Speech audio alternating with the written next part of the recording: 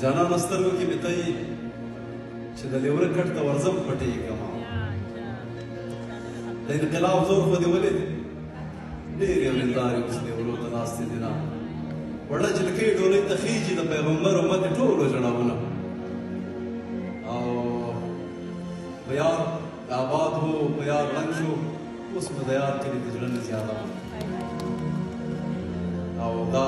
ډېر عجیبه تصویر لري چې ډولۍ واخلي ځای خالي شي